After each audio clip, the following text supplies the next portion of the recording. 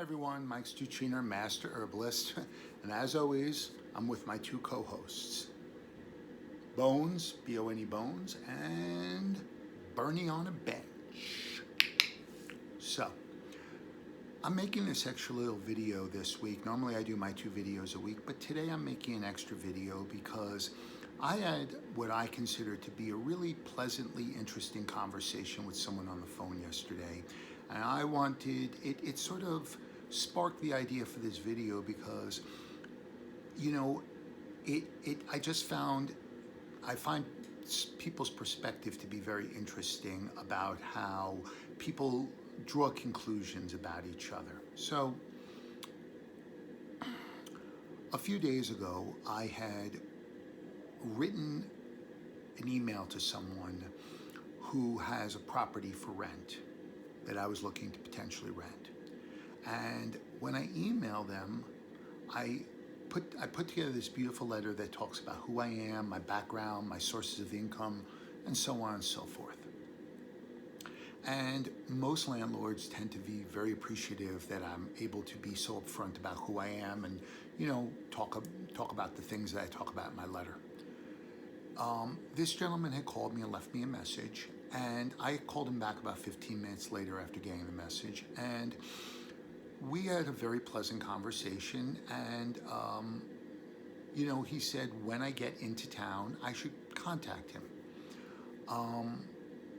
If the place is still available, he'd be glad to meet me. And he was a very kind and genuine individual. Before the conversation ended, he had said to me, "Can I ask you a personal question?" And I said, "Absolutely." He said, "You know, my wife and I looked you up on the internet and we thought you were a pretty fascinating guy." He's not the first to tell me that. Some of my old friends used to call me the guy in the Dasaki beer commercial as the most interesting man in the world. I don't know if I go that far, but you get the point. But he said to me, he goes, "You know, we watched some of your YouTube videos and I have to ask you this question. And the reason is because my wife and I don't really agree on what the potential answer to this question is." So he said he wanted to know my opinion about vaccines. Okay? And I'm assuming he wanted to know that because I'm an herbalist. He said to me that his wife had drawn the conclusion that I was probably a hardcore anti-vaxxer, where he had drawn the conclusion, and he said, according to what he told me, he said to his wife, "I don't know about that. I don't sense that about this guy." So I found it very interesting that the conclusions were drawn about me simply because my title is Master Herbalist. What's interesting to me is that if his wife had had the opportunity to scroll through my videos and had specifically seen the one where I did on modern medicine and big pharma, I don't think that she would have ever even drawn the conclusion that I'm an anti-vaxxer. And the reason I say that is because I've stated this on many of my videos, that I believe that for most things, there's a time and a place for everything. Like, for example, I don't think that there's really a time and a place for electroshock therapy. There are some psychiatrists and therapists who might disagree with me, but I think when you want to fry someone's brain, I don't know. I'm sort of not a big fan of that sort of thing. But that's me. I digress. But going on, I guess I thought it was very interesting that he was asking me that question, because my response to him was actually, I thought, a very interesting response. I said, "Well, I suppose that depends on how you define anti-vaxxer. If we do what we do in today's snowflake world, where we will just redefine things to fit the narrative of what society looks at it as, then I guess I would be labeled as an anti-vaxxer, because even though I have all my childhood vaccines, the reality is that if you're against any aspect of vaccinations, you in today's world, by the new definition, are considered an anti-vaxxer. So, this has been discussed many times. It doesn't matter if you got the COVID vaccines, the boosters, the new booster, the booster on top of the booster, and all the other things that go along with it. If you're against the mandate, you're an anti-vaxxer. Okay? So my response was, how do you define that? And I then said to him, I said, the reality is that inherently, I'm not going to ever say that throughout history, vaccines have not been proven to be an extremely effective and efficacious tool in eliminating horrifying diseases like polio, okay? And to sit and deny something like that would be no different than someone saying to me that herb A, B, or C doesn't do what it has done for thousands of years. They are just as ignorant for saying something stupid, uneducated, and foolish like that. Not that this man said that, I'm just using this as an example. Again, I'm going to reiterate, this guy was a very nice guy, kind, genuine. The conversation was just incredibly pleasant, at least as far as I'm concerned it was. But what this made me start to think about was, how do people form an opinion? So one of the things I've done on my channel is I've made videos about this, I believe it was the video where I talked about, it was my international traveler's perspective video about community, okay? And one of the things I talked about was this idea that if you're not hardcore vegan or hardcore carnivore for diet, then you're just hated by that community. Carnivores that eat one vegetable are almost ousted or thrown out of the entire community as if they ran over someone's fucking dog. Okay? What I find interesting though is, how do people form these opinions? And this brings me back to a conversation I had with a coworker of mine, a former coworker of mine, many years ago, where he and I always used to have these very interesting conversations about diet when it came to meat eaters and vegans. Now, I'm a meat eater. I'm a proud meat eater. And for all vegans that hate me and hate it and don't want to eat meat, my perspective is, that's fine with me. More meat for me. With that said,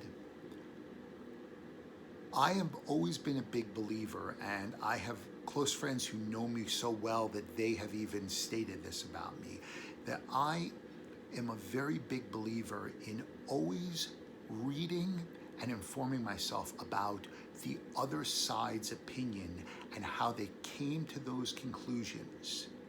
Because if I read 50 books on one topic, okay, and I only read about the topic, about my belief system, the book that justifies and gives me the beliefs that I have, and I've read no books on the other side of the spectrum, how can I possibly have made a properly informed decision?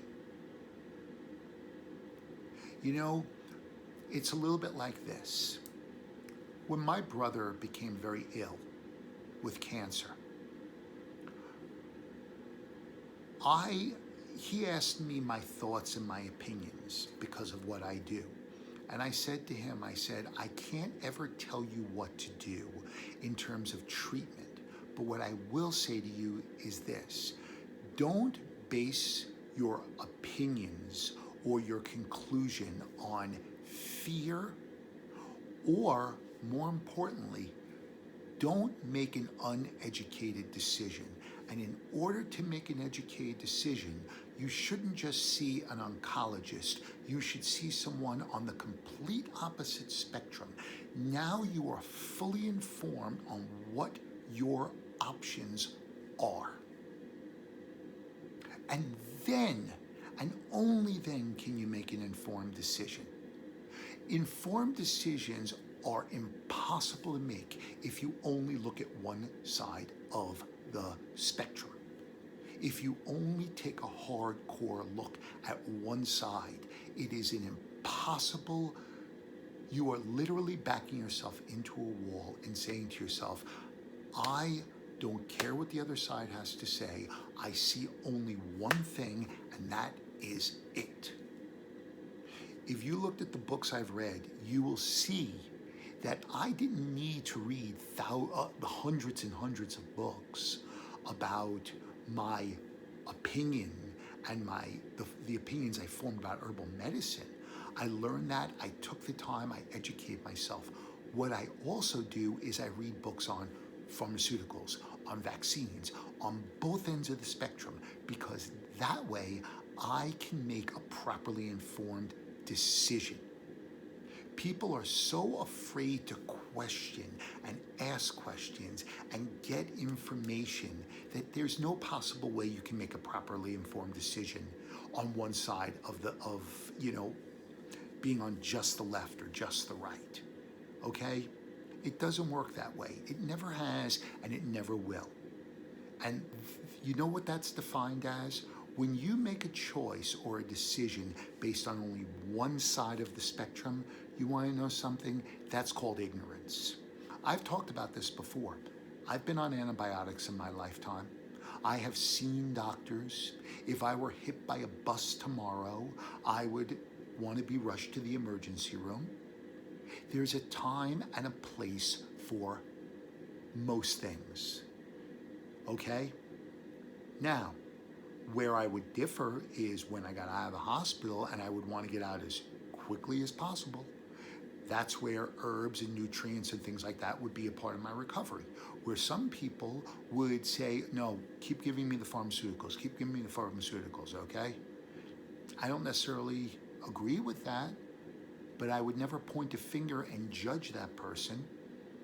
I've had several people in my family who've had cancer, and never once did I ever point a finger and say, you are wrong for making the decision you've made. Never did I do that when it came to their well-being. It was their decision to make. The only thing I ever encouraged those family members to do is look at both sides of the spectrum. Don't make a decision out of fear and out of ignorance. That is what my thoughts are on that topic.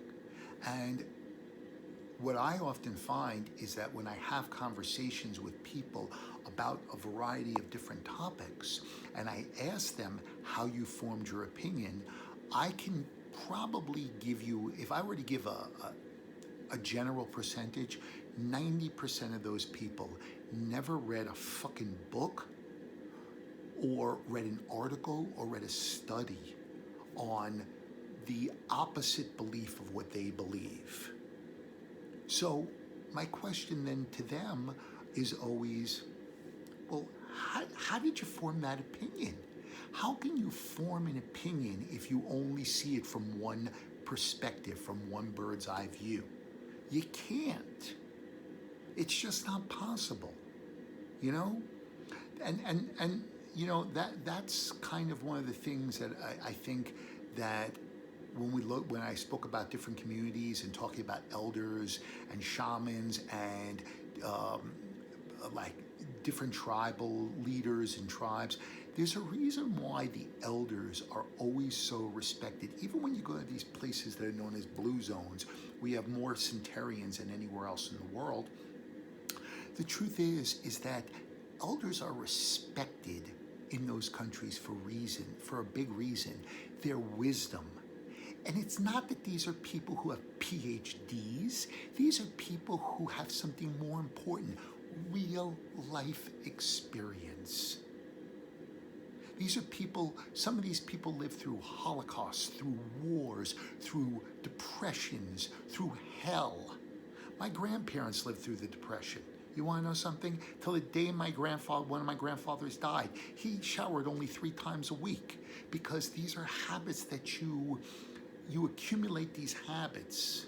And when you accumulate these habits, there are things you get used to, because when you grow up poor and you grow up during the time of depression, you don't waste food.